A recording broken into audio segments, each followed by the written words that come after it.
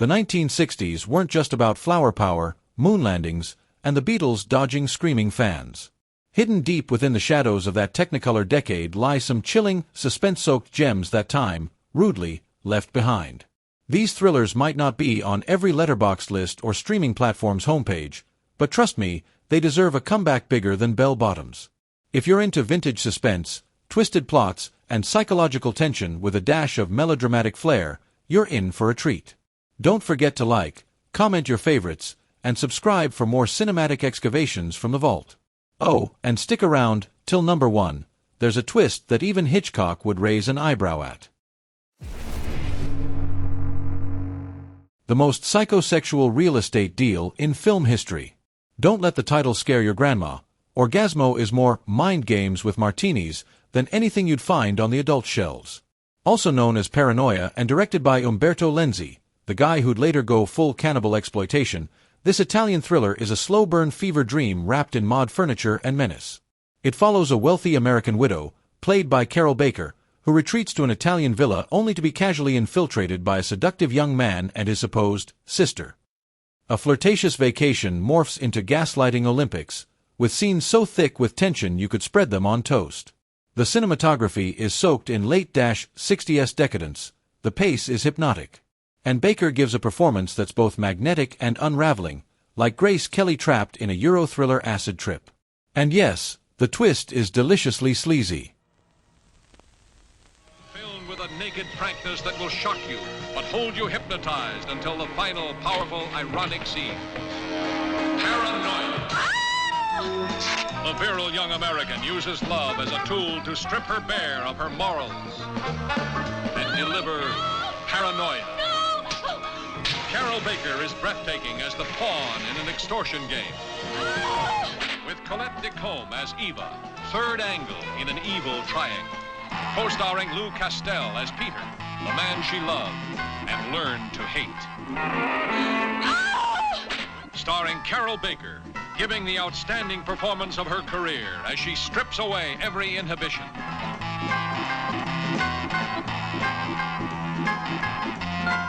Paranoia.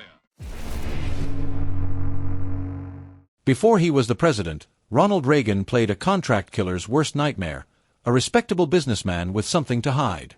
In The Killers, Reagan gives his only on-screen villain performance, and punches a woman. Talk about range. Directed by Don Siegel, this ultra-stylized adaptation of Hemingway's short story isn't your average noir. It's got Lee Marvin and Clu Gulager as two hitmen trying to unravel why their mark didn't even try to run. What follows is a mosaic of flashbacks, betrayal, drag racing, and Angie Dickinson being too cool for 1964. The original plan was to air this as a TV movie, but it was deemed too violent for television. In 1964. That's like a Victorian fainting at a PG-13 trailer. The film's jazzy score, brutal editing, and experimental camera work feel weirdly ahead of its time. Also, Reagan hated this role so much he swore off acting afterward, so, technically, this movie launched his political career. For better or worse. Only Hemingway could have conceived it. Only today's screen could make the characters come so vividly alive as they roar across the screen in their Cobras, Ferraris, Maseratis at 160 miles per hour. The wheels of fate challenge the killers who reach across today's great speedways to trap their victims.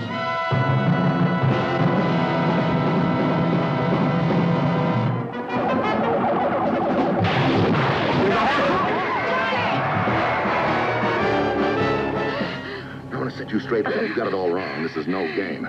Now, I want the truth, the whole truth. So help you God, you're going out that way to express. Do you understand that? The way he's got it planned, there'll be just the two of you in the getaway car.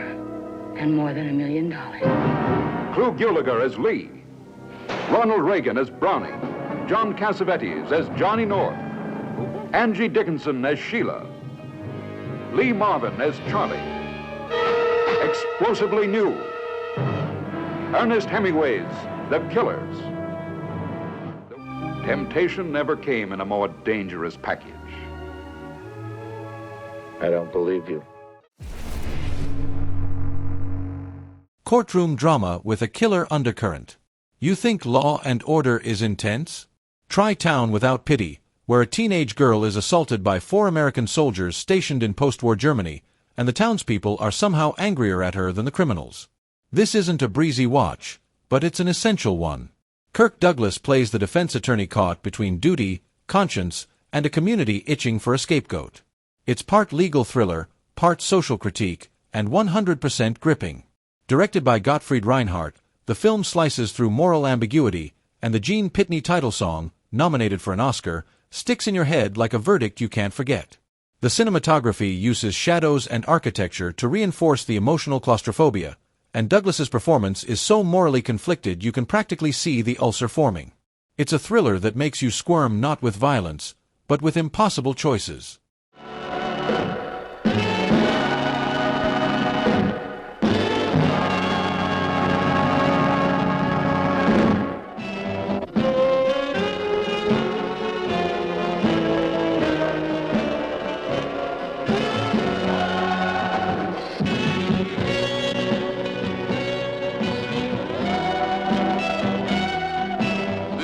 Town that exploded into a hotbed of suspicion and accusation as it became a town without pity. Was there anything in the girl's attitude that excited you? Well, would a naked girl excite you? These are the men whose brutality unleashed a flood of passions and a cry for vengeance. This was the man who had to defend them.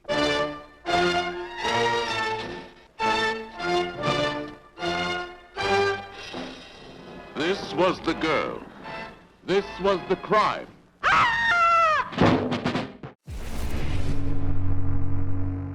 The birth of the fashionably dead. If Hitchcock and Vogue had an angry Italian baby, it would be Blood and Black Lace. Mario Bava's horror thriller hybrid invented the giallo genre while strutting down the runway in a blood-soaked ball gown. Set in a haute couture fashion house where models are being bumped off one by one, this picture is all about opulence and brutality colliding. The killer wears a trench coat and a featureless mask, making him look like the Phantom of the Opera if he moonlighted as a mannequin assassin. The murders are choreographed like twisted ballets, gloves, shadows, music, and it's all shot in eye-popping Technicolor so vivid it's like being punched by a paint factory. While the plot is a glorified Scooby-Doo mystery, the how matters more than the why. Bava's lighting, camera work, and bravado direction turned pulp into visual poetry. This is less whodunit and more how did they make this look so damn cool. Blood and Black Lace in bleeding color. Suddenly, these lace curtains ignite a drama that will lacerate your emotions. Blood and Black Lace. A shattering, shivering, shocking experience.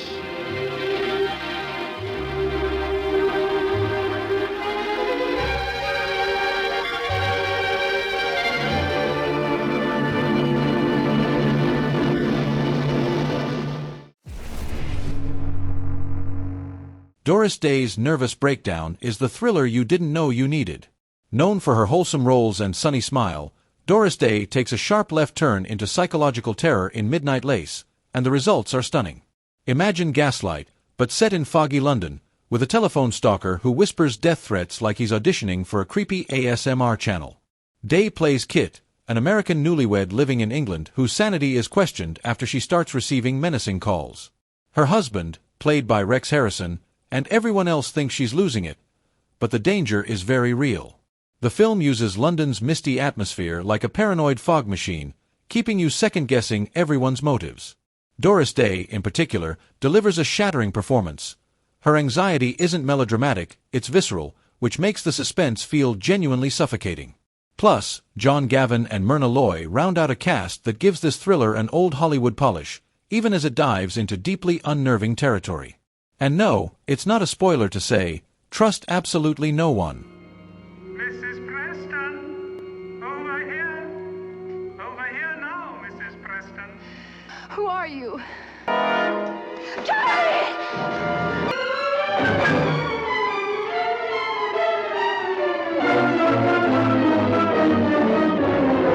He said he was going to kill me.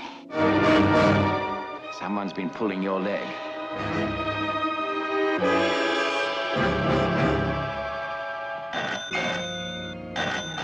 The story she told them sounded convincing. That every ring of the telephone meant shame and a threat of death. And yet they had every reason to doubt her. You don't believe me, do you? You think I made him up? Starring Doris Day in a role whose emotional power will surprise you.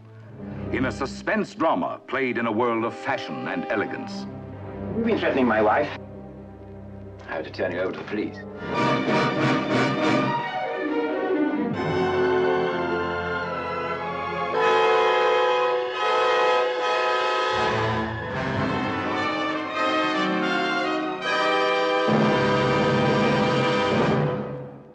Got a 1960s thriller that made you paranoid every time the phone rang? Drop it in the comments. We love digging up hidden gems and forgotten masterpieces. If you enjoyed this ride through suspense cinema's shadowy corridors, be sure to like, subscribe, and hit that bell so you never miss a movie you didn't know you needed. Want more like this? Check out our Thriller Movie Vault and underrated cinema playlists. They're packed with twists, turns, and vintage brilliance you won't find on the front page of your streaming app.